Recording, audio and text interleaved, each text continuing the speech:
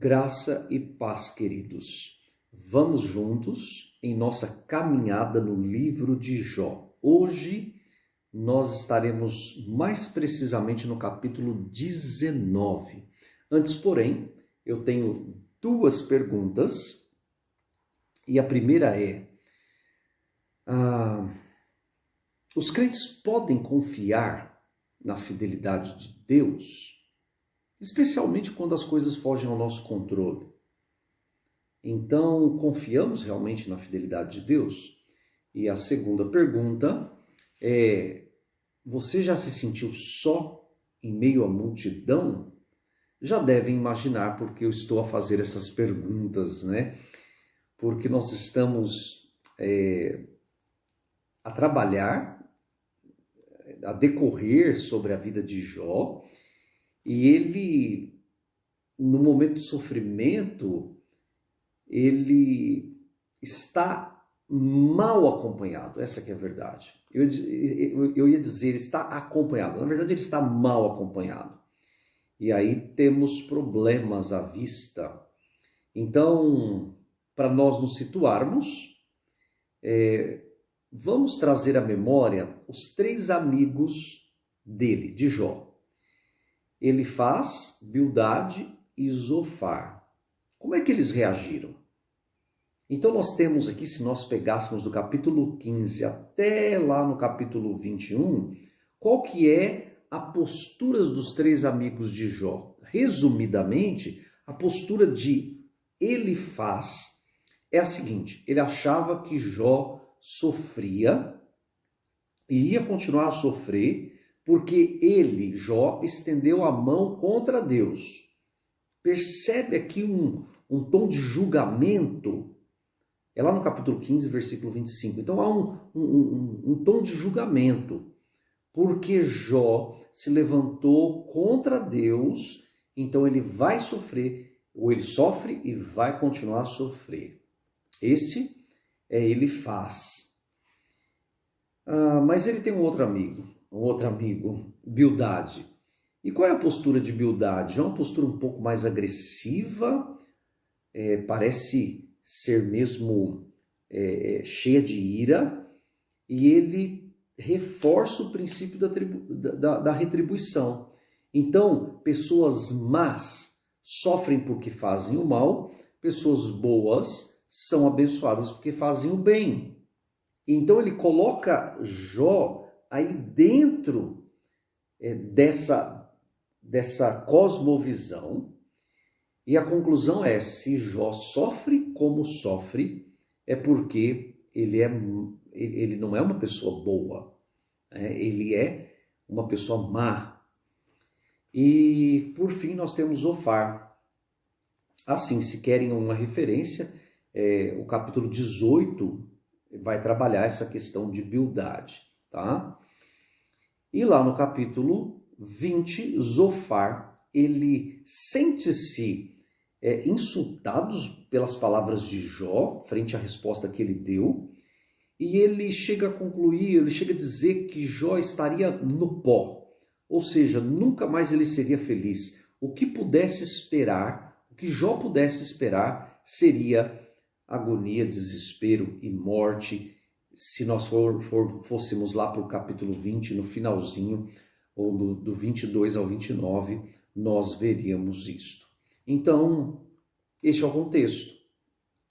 E aí, entrando no texto, lá no capítulo 19, versículo 19, nós vemos o quê? Capítulo 19, versículo 19. Todos os meus amigos íntimos me abominam, e até os que eu amava se tornaram contra mim. Então, Jó, neste momento de lamentação, porque a lamentação é diferente da murmuração. Eu sei que a linha é tênue, mas uma coisa, queridos, é nós lamentarmos uma situação. Ao livro de Lamentações, os salmos de lamentações, quando nós lamentamos diante de Deus, quando nós lamentamos com sinceridade, quando nós lamentamos junto com amigos, quando nós lamentamos uma situação, não há nada de errado nisso. O problema é passar a linha para o outro lado, o lado da murmuração. Então Jó, ele não está a murmurar aqui, mas ele está a lamentar que os seus amigos o abominam, que até quem ele amava se tornou contra ele. Talvez aqui seja aí uma brecha para nós nos lembrarmos da mulher dele, que também teve uma postura reprovável em alguma situação, o que não deixa de ser compreensível, tá? Porque quando nós realmente encarnamos a realidade de Jó, ou quando nós nos imaginamos na pele de Jó, e imaginamos o que a mulher dele passou, será que nós reagiríamos diferente? Como será que nós reagiríamos? Bom, vamos seguir. Então, o versículo 19, ele aponta isso. Bom, já que eu falei sobre a mulher dele, a mulher de Jó, a gente volta um pouquinho no versículo 17, ainda no capítulo 19, ele diz: o meu hálito é intolerável, minha mulher, e pelo mau cheiro sou repugnante aos filhos da minha mãe. Então, até a família mais alargada, de uma certa forma, o abandona. Porque a situação era tão ruim, a situação era tão desagradável que ninguém queria ficar perto. Ele sofria, ele cheirava mal por causa das suas feridas. E não seria compreensível esse abandono? Como será que nós reagiríamos frente a alguém que passa por uma situação dessa? Mas vamos seguir. O que Jó passou lembra-nos Jesus. Porque Jesus ele suportou situações severas de abandono, de dores. Se nós passarmos pelo Getsemane, quando nem puderam orar com ele, se nós passarmos, se nós voltamos ao Getsemane, quando ele sua gotas como de sangue, então a gente sabe que Jesus também foi abandonado, a gente sabe que Jesus também padeceu na carne. Nós também sabemos que Jesus, o nosso modelo, ele foi um modelo também de quem sofreu e permaneceu firme em seu propósito até o fim. Vamos ao versículo 20. Nós estamos no capítulo 19 de Jó. O versículo 20 diz: os meus ossos se apegaram à minha pele e à minha carne, e salvei-me só com a pele dos meus dentes. Uau! Salvei-me só com a pele dos meus dentes. Ou seja, estava tudo tão desconfigurado, estava tudo tão fora de padrão, que a única coisa que parecia que não foi tão atingido drasticamente foi a pele dos dentes. É uma expressão forte. Então, o corpo de Jó estava reduzido a pele e osso. Estava possivelmente enrugado, o emagrecimento profundo, estava mesmo a pele. Dá para imaginar como é que o rosto de alguém assim, tão debilitado, que emagreceu tanto, que estava pele e osso. E aí no versículo 20 e 21, ou nos versículos 20 e 21, Jó clama por misericórdia. É isso que ele vai fazer. Compadecei-vos de mim, amigos meus, compadecei-vos de mim, porque a mão de Deus me atingiu. Porque me perseguis como Deus me persegue, e não cessais de devorar minha carne. Em outras palavras, Jó está a dizer o seguinte: gente, vocês não precisam acrescentar sofrimento sobre sofrimento.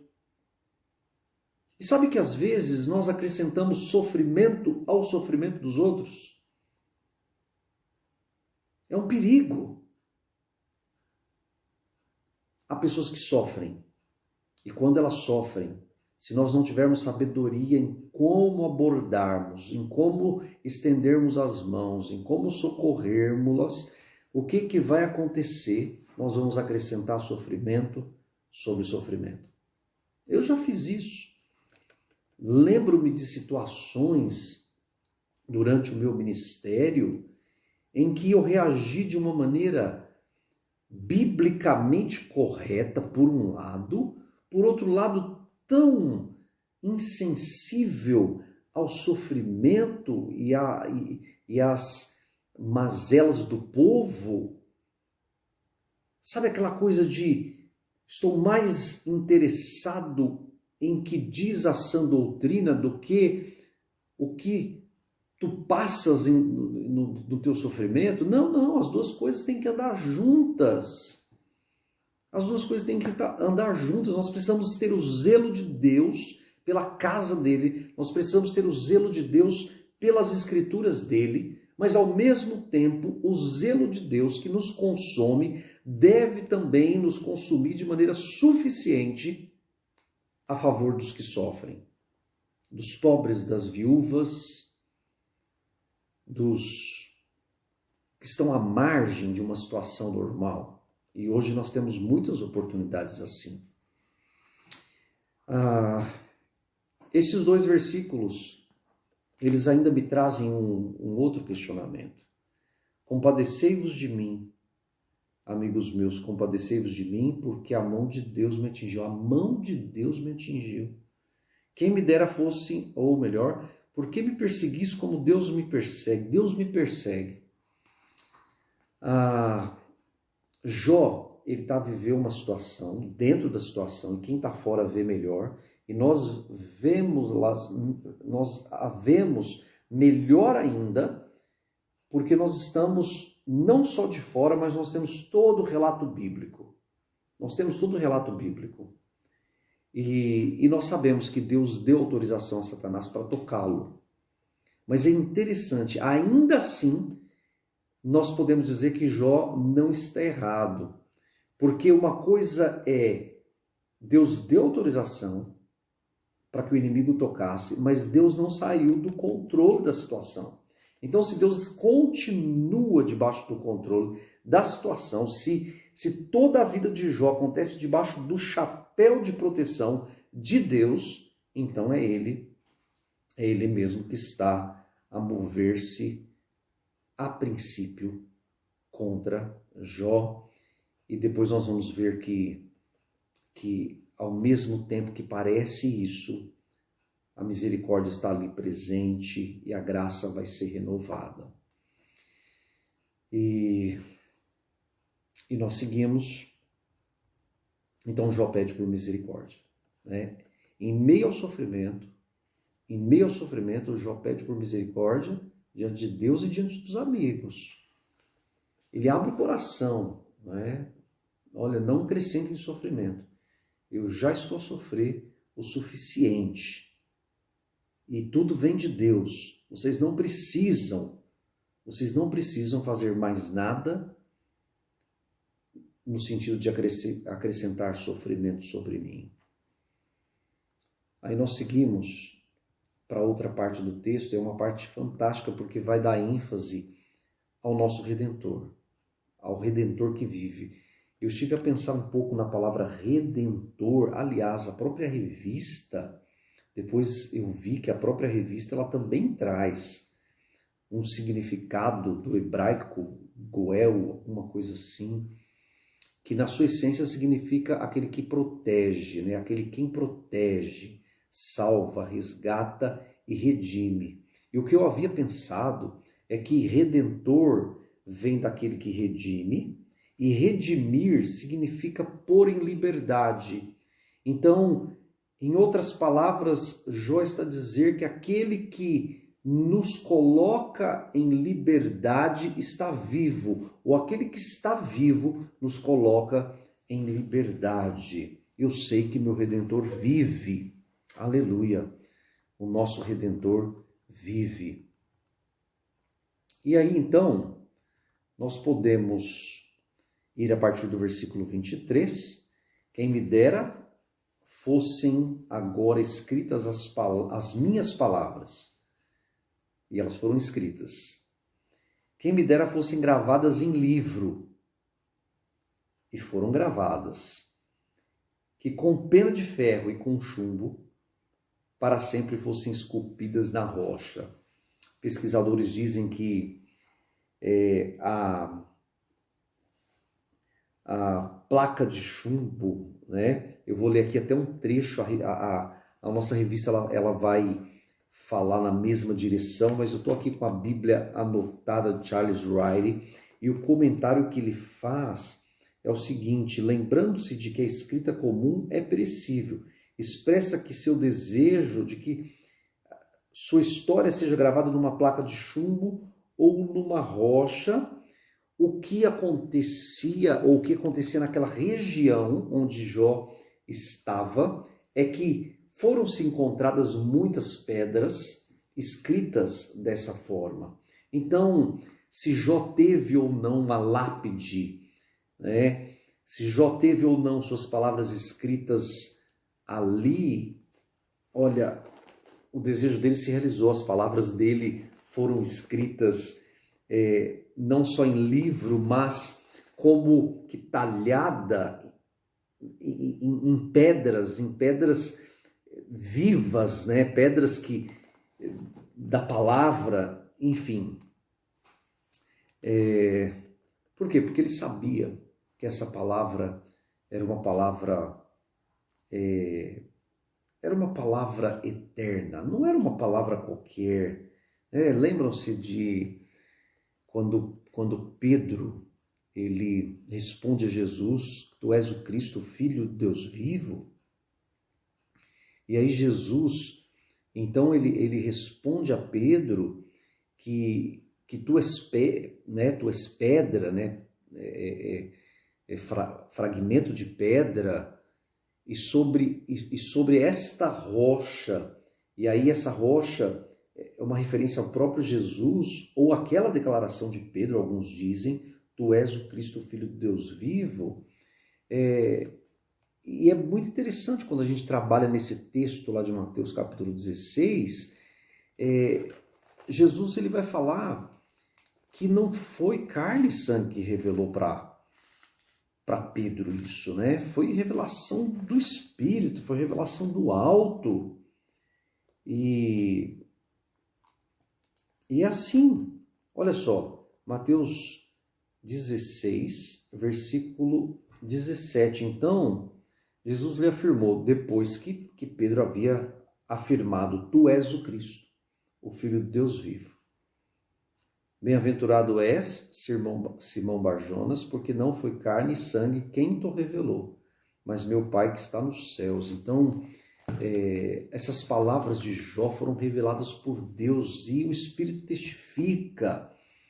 E ele então anseia para que essas palavras fossem registradas, e estão registradas.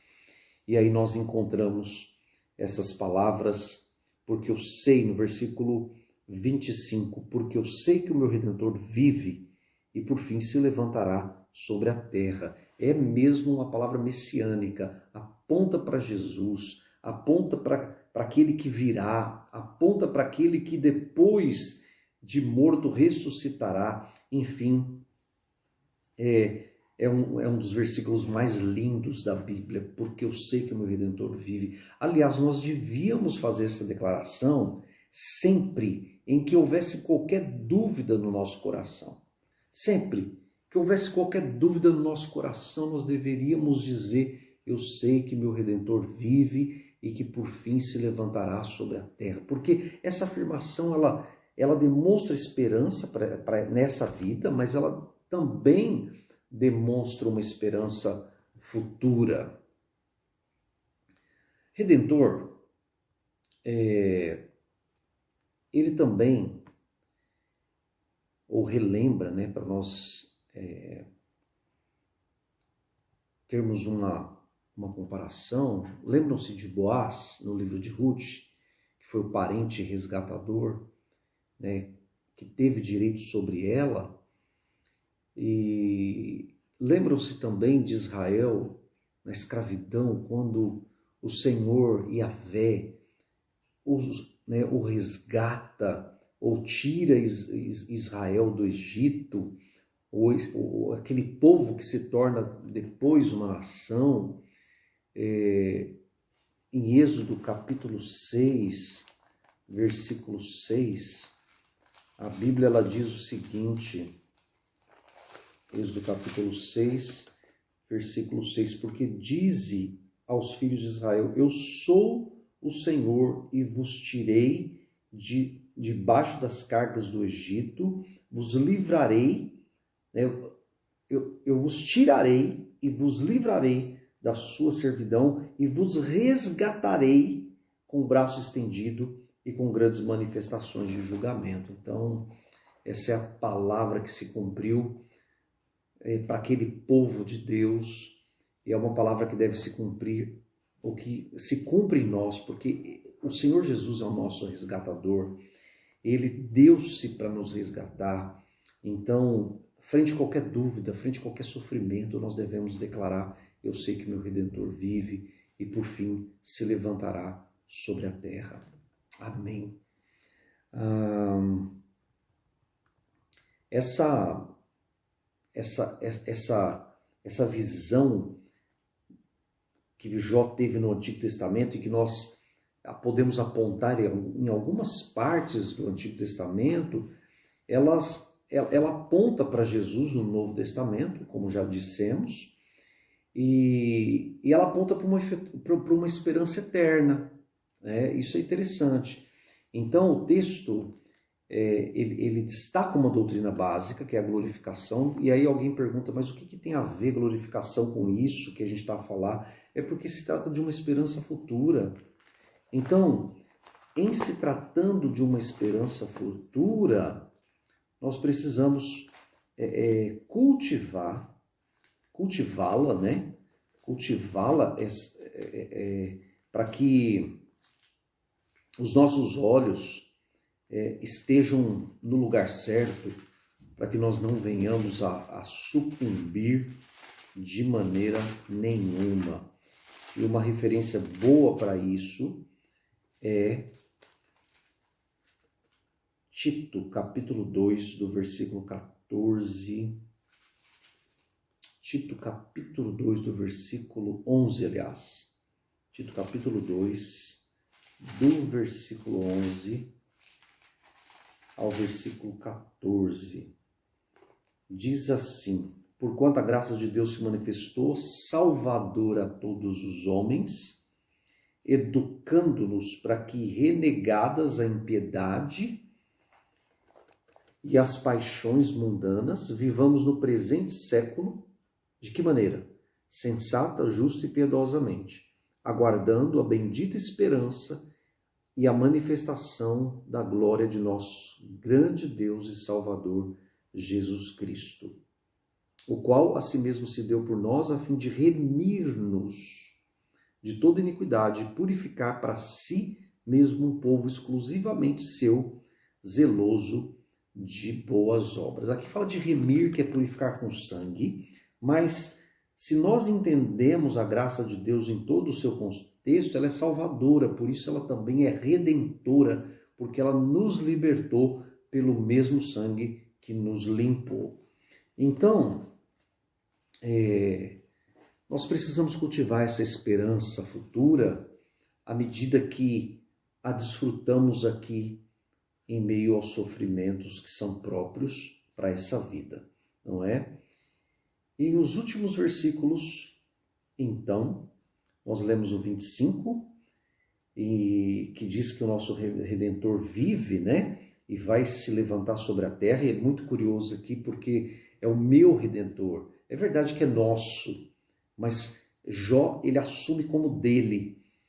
E o nosso Redentor, é verdade, é nosso, porque nós somos corpo de Cristo, nós temos uma visão completa da revelação hoje, mas ainda assim é interessante trazer para a nossa particularidade, não egoisticamente, mas trazer para a nossa particularidade. O Redentor que é nosso é meu também. Então, em meus sofrimentos, eu posso dizer, eu sei que o meu Redentor vive, e como parte dessa declaração, o versículo 26 diz, depois, revestido este meu corpo da minha pele, em minha carne verei a Deus. Olha que fantástico! Verei a Deus, vê-lo-ei por mim mesmo. Os meus olhos o verão e não outros, ou seja, a experiência é pessoal. De saudade me desfalece o coração dentro de mim. Se disserdes, como perseguiremos?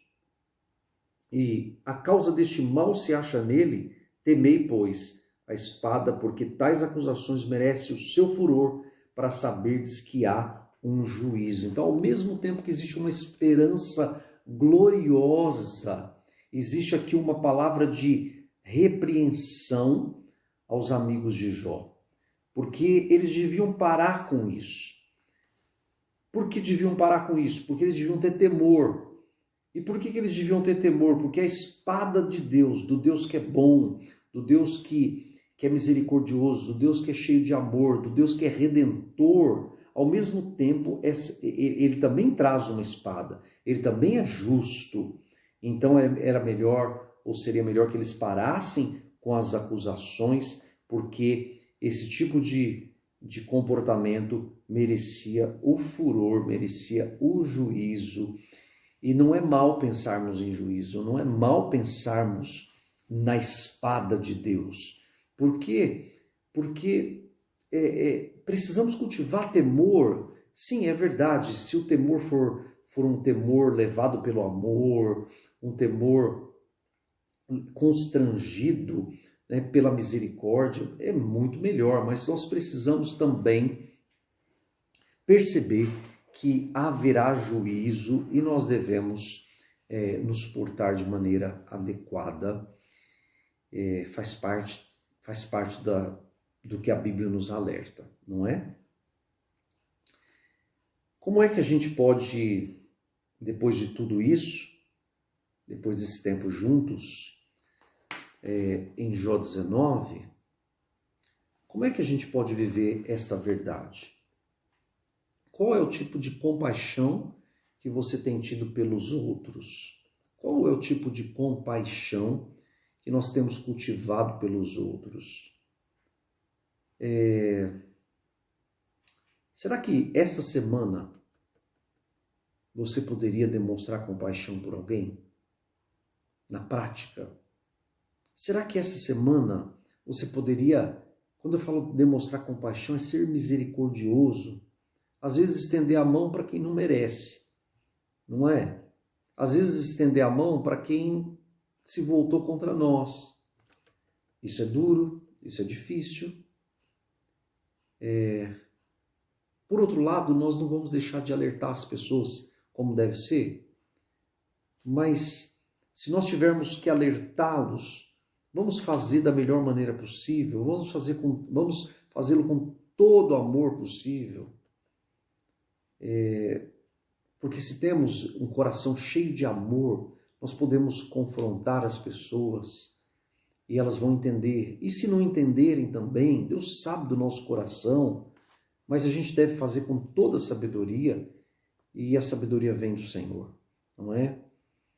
Para essa semana, vamos cultivar temor frente ao julgamento de Deus. Sim, vamos viver uma vida de temor a Deus, uma vida no público e no privado, né? Frente aos olhos dos outros e também em nossa particularidade. Vamos viver uma vida de temor a Deus quando acessamos a internet, quando ligamos o telemóvel, quando conversamos com alguém particularmente, quando partilhamos alguns segredos, enfim, vamos viver o temor de Deus. E o que mais? E por fim, vamos viver confiantes na redenção. Vamos viver confiantes no Deus que nos redimiu, no Deus que enviou Jesus, o qual é o nosso Redentor, que vive, e viver com esse temor a Jesus. Que o Senhor nos encha, né? Que o Senhor nos dê a graça de ir em frente, ou melhor, frente aos sofrimentos, dizer: eu sei que o meu Redentor vive e por fim se levantará sobre a terra. Amém?